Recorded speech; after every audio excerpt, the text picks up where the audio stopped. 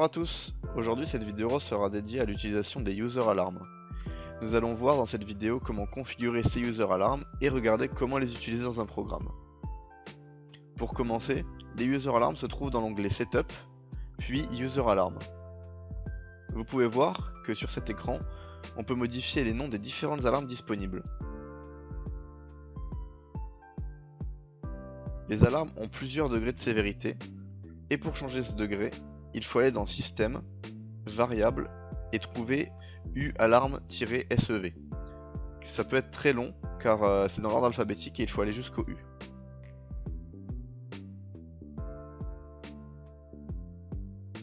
Une fois que vous avez trouvé ualarm-sev, vous allez avoir accès au degré de sévérité.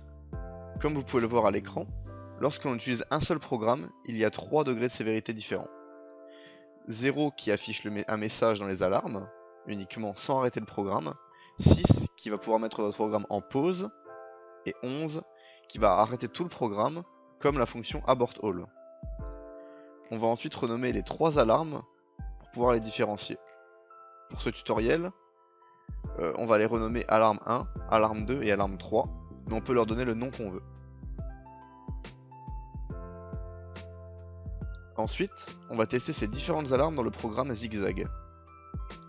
Pour cela, on va chercher dans les instructions, puis dans Miscellaneous, l'instruction User Alarm. Il suffit simplement de mettre le numéro de votre alarme, puis de lancer le programme.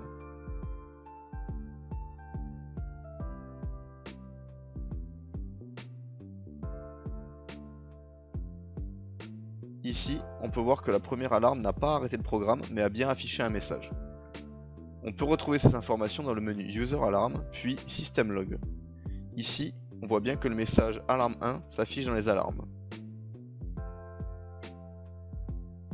Ensuite, on teste le programme avec une deuxième alarme, l'alarme numéro 2. Comme on peut le voir ici, le programme est en pause, cela signifie que l'on peut relancer le programme par la suite, mais qu'il n'avancera plus tout seul.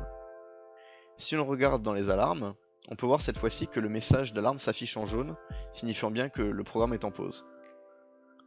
Maintenant, on va utiliser la dernière alarme avec le plus haut degré de sévérité, qui correspond à un abort all.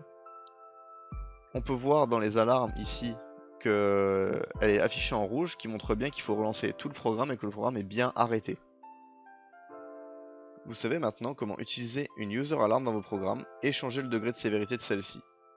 Nous verrons dans les prochaines vidéos comment utiliser ces alarmes afin de créer des programmes de vérification.